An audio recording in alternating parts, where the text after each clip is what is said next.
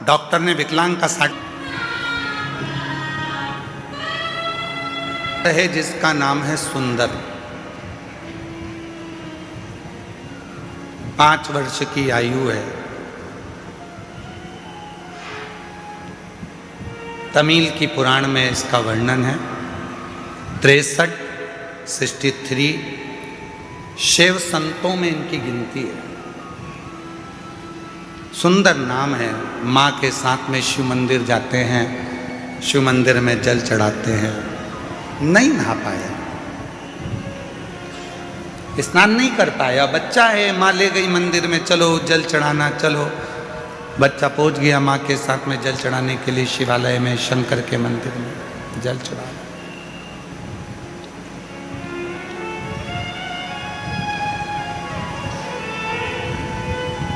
सुंदर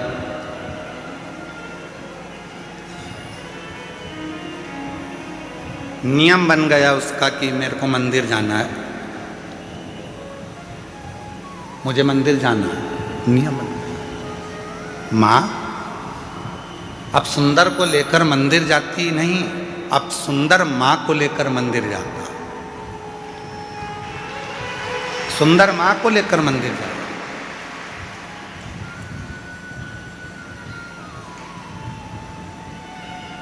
यहाँ बॉम्बे के एक जजमान परिवार बैठे हुए हैं, दोनों पति पत्नी, जो अभी कथा के रात्रि को जब हम आए थे डबरा से, तब वो मिलने के लिए कक्ष में भी आए थे। रतलाम मध्य प्रदेश से हैं। कहीं बैठे हों तो हाथ हिला सकते हैं। दिग्विजय सिंह, गांव जालीनेर, जिला रतलाम, मध्य प्रदेश का निवासी हूँ। कहीं बैठे हों तो हाथ हिला सकते हैं और बेलपत्र लेने के लिए आ सकते हैं। कहीं बैठे हैं तो हाथ हिला सकते हैं। मेरी बेटी वंशिका जो 13 वर्ष की है, वह बचपन से विकलांग थी। शब्द देखिए, बचपन से विकलांग थी। टीवी पर कथा में आप पत्र पढ़ सकते हैं। गुरुदेव, मैंने उदयपुर, अहमदाबाद, इंदौर के आसपास बहुत से अस्पताल में दिखाया, लेकिन कहीं से कुछ फर्क नहीं पड़ा। फिर मैंने शिव महापुराण जो भाटापारा की 3 दिवसीय एवं सिंगरौली की 4 दिवसीय कथा मैंने अपनी बेटी को टीवी के माध्यम से सुनाई और शिव उपासना की।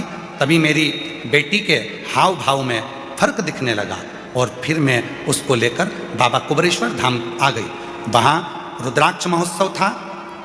रुद्राक्ष महोत्सव में अपनी बेटी को लाकर कथा श्रवण कराई। बाबा ऐसी बाबा ने कृपा कर दी, बेटी को यहाँ का मिट्टी और बाबा का भाव से नमन करवाया, कथा श्रवण कराई। और आज बाबा को मैं धन्यवाद देने के लिए आई हूँ कि मेरी बेटी का शरीर, जो कि 13 साल की बेटी थी, वो काम नहीं करती थी, विकलांग थी। आज मेरी बेटी का शरीर, हमने यहाँ का बाबा का रुद्राक्ष बाद में ले जाकर दिया। टीवी पर कथा सुनाना प्रारंभ करी। मंदसौर के पंडाल में भी उसको कथा सुनाई और आज ऐसी कृपा बाबा ने कर दी, आज उसने चलना फिरना चालू कर दिया और बाबा की कृपा से उसकी आवाज़ भी वापस आ गई। ये शिव है जो 13 साल तक न चली है, 13 साल से विकलांग है, ना हाथ चलता है, ना पांव चलता है, ना शरीर चलता है, और वो पड़ी है। कहीं बैठे हों। मेरा नाम दिग्विजय सिंह, गांव जालीनेर, जिला रतलाम, मध्य प्रदेश का निवासी हूँ। गुरुदेव, एक लाइन देखिए कितनी सुंदर लिखी है। गुरुदेव, आज वह खुद चलकर शिव मंदिर जाती है और शिव जी को जल अर्पित करती है। गुरुदेव, मैं और मेरी बेटी आज पंडाल में ही कथा सुनने के लिए आए हैं। कहीं बैठे हों तो आ सकते हैं। श्री दिग्विजय सिंह, गांव जालीनेर, जिला रतलाम, मध्य प्रदेश से हैं। आ जाओ, आ जाओ।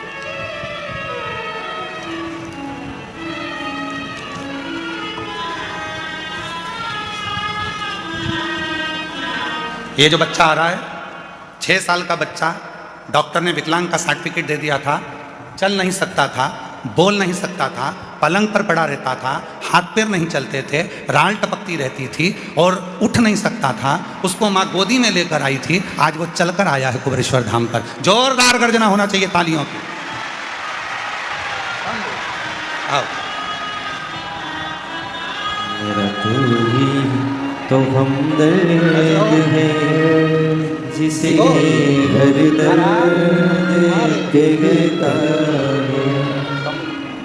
मेरा तू ही तो हमदर्द है, जिसे हर दर्द कहता हूँ। दुनिया के आगे प्रभु चुपचाप मेरे रहता हूँ। दुनिया के आगे प्रभु चुपचाप मेरे रहता हूँ। एक बार जोरदार ताली बजाओ इस बच्चे के लिए। जिसे हर दर्द शंभू, जिसके हाथ काम नहीं करते थे, पाँव काम नहीं करता था, 6 साल तक पलंग पे से उठा नहीं है, आज उसके चलने की खुशी बता रही है कि बाबा ने उसको चला दिया। शिव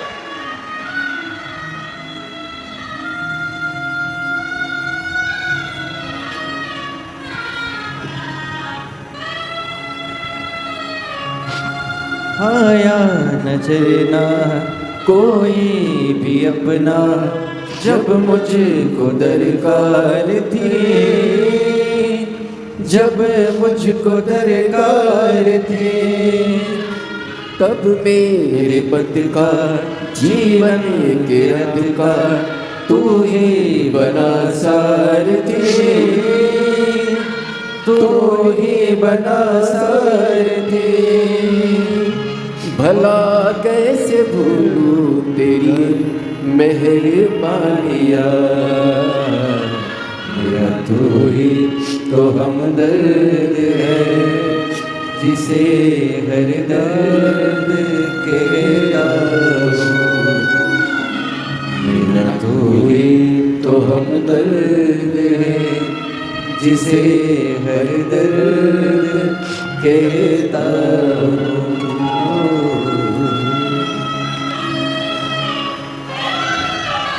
कैसे देगा, कब देगा? कुबरेश्वर धाम विश्वास का धाम है, बहुत विश्वास चाहिए। जब विश्वास हो जाता है तो यहाँ का कंकर संकर बनकर उसका दुख काट देता है। विश्वास है, केवल विश्वास है, केवल विश्वास। वो माँ कह रही है मेरा बेटा 6 साल तक पलंग पे से उठा नहीं है, गंदगी पलंग पर करता था, गोदी में लेकर बॉडी की तरह चलती थी, आज चल रहा। ये उसी की उदारता है, उसी की उदारता। किसकी सामर्थ्यता होगी, कौन करेगा? और मेरी जीजियों, मेरे जीजाओं, कोई धाम ऐसा नहीं होगा जहां से तुम्हारा रिश्ता होगा। यह धाम तुम्हारे बाप का घर है, तुम्हारे पिता का घर है। बाप अपनी बेटी को कभी दुखी नहीं देख सकता, इसलिए तुम्हें खुशियां देकर भेजता है, खुशियां देकर। ये उसका घर है, वो खुशियां देकर भेजता है। दुनिया के सारे धाम घूम कर आना और एक बार कुबरेश्वर धाम आना, यहाँ की धरा पर बैठकर श्री शिवाय नमस्तुभ्यम कहकर उसको अपना दुखड़ा कहना।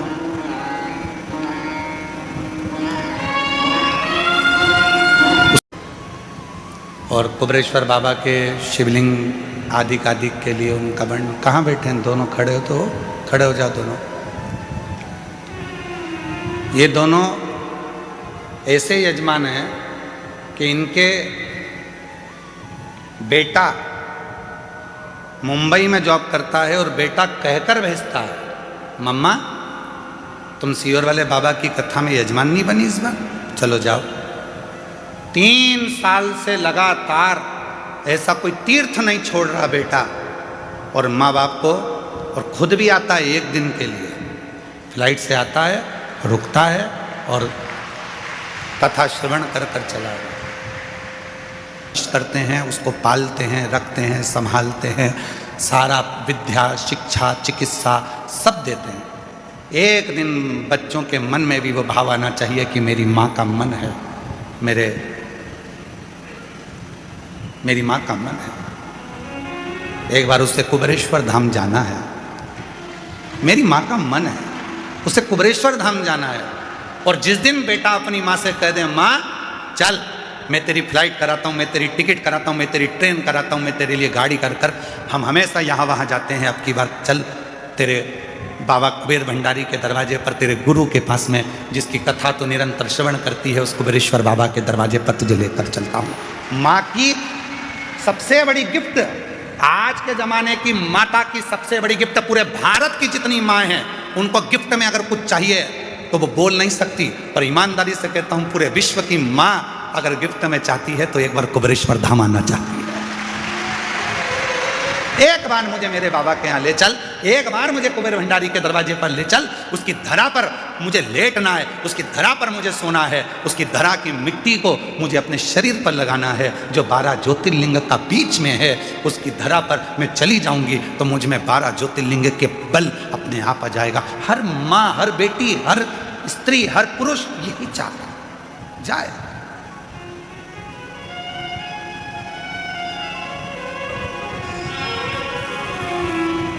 सुंदर की माँ पहले मंदिर लेकर जाती थी, अब सुंदर मंदिर लेकर जा रहा है। मम्मा चलो, आई चलो।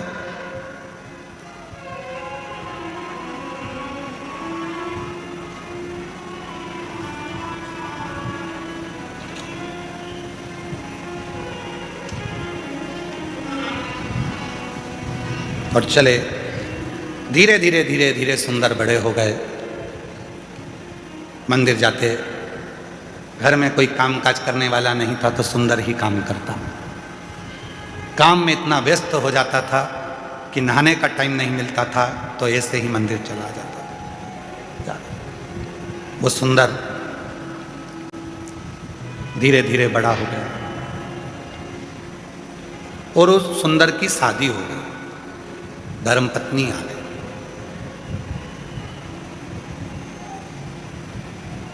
और धर्मपत्नी आई,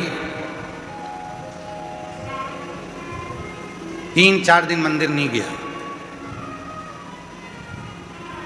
4 दिन के बाद, आज नहाने के बाद स्नान करा, स्नान करके मंदिर गया तो शंकर भगवान का शिवलिंग ही मंदिर से गायब हो गया। शिव जी का शिवलिंग उस मंदिर से गायब था, शिवलिंग नहीं दिखा। सुंदर ने मंदिर के लोगों से पूछा, यहाँ भोलेनाथ जी थे, कहाँ चले गए? उस शिवलिंग का नाम भी लिखा था, हम थोड़ा ध्यान में नहीं आ रहा है इसलिए हम उस शिवलिंग का नाम नहीं बोल पा रहे। उस मंदिर का भी नाम लिखा, मंदिर में से शिवलिंग गायब हो गया।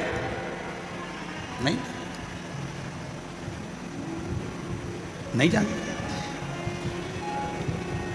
वो शिवलिंग का नाम और मंदिर का नाम हम भूल गए। अगर आप लोग कभी उस सुंदर की कथा गूगल पे सर्च मारेंगे तो अगर आप पुराण में से निकालेंगे तो उसमें उस मंदिर का नाम भी आ जाएगा और उसका स्थान भी आ जाएगा। शिवलिंग गायब हो गया, नहीं। पूछा शिवलिंग कहाँ है तो क्या अभी तो यहीं था। सुंदर जैसे बाहर निकले, अंदर के मंदिर में जो पुजारी थे उनने आवाज लगाई, अरे सुंदर जल्दी आ, शंकर जी ये रहे। सुंदर फिर आया तो शिवलिंग फिर गायब हो गया। सुंदर ने कहा कहाँ है शिवलिंग? गायब। फिर गया, फिर शिवलिंग आया, फिर गया, फिर शिवलिंग आया। सुंदर को समझ नहीं आया आखिर ऐसा हो क्यों रहा। तब सुंदर की आंख से आंसू बह गए, मेरे बाबा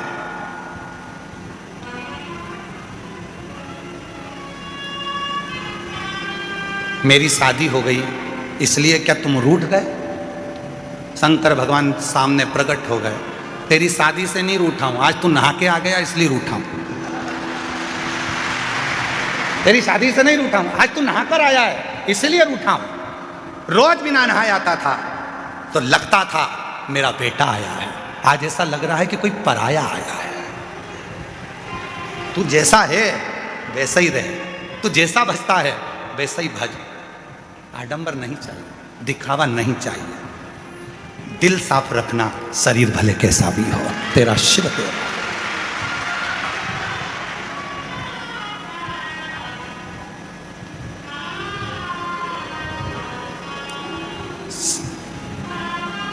अब रोज बिना नहाए जा रहा है। एक दिन शिव जी ने फिर उसको रोक लिया, सुंदर कहाँ जा रहा है? घर जा रहा हूँ, बहुत रात हो गई है। काम पे से आया था तो मैंने सोचा कि चलो भोलेनाथ जी अकेले होंगे, दर्शन कर चलो, एकांतेश्वर महादेव है। सुंदर का my best friend Shiv Shankar को बहुत सुंदर दोस्त बना लिया था।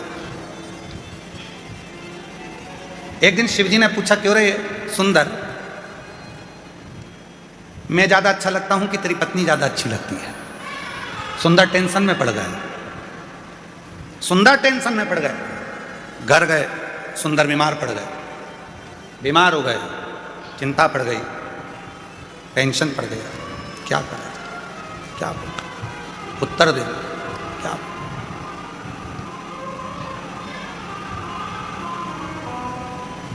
क्या बोल?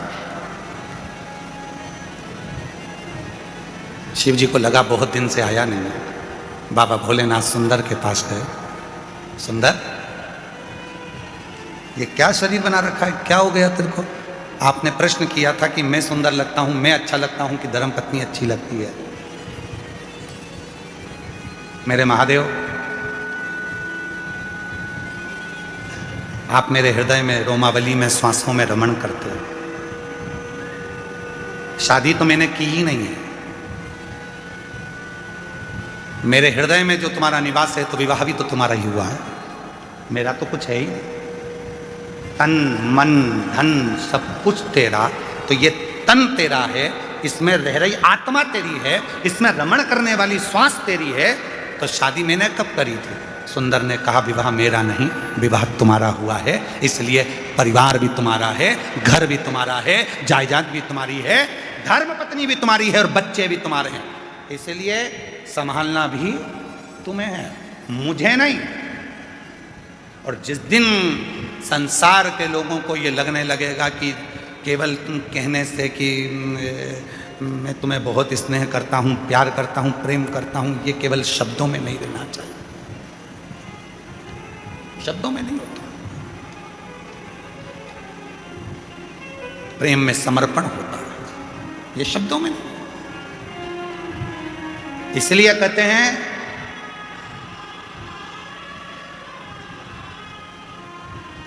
पैर फिसलेंगे चल जाएगा, पैर फिसलेगा चल जाएगा, शिव पुराण कहती है, पर जिंदगी में कभी जीवान नहीं फिसलना चाहिए।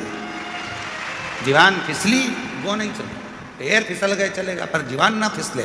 भगवान जब समृद्धि देता है, वैभव देता है, संपदा देता है, दौलत देता है, धन देता है, प्रतिष्ठा देता है, तो व्यक्ति की जीवान फिसलने लगती है। तू मुझे जानता नहीं है, तू मुझे क्या मानता, मेरी वहाँ पहचान, मेरी वहाँ पहचान, मेरे पास इतना धन, इतना वैभव, इतनी प्रतिष्ठा, सब मेरा, फिसलने लगे, फिसले ना, उसका दिया हुआ, उसने दिया।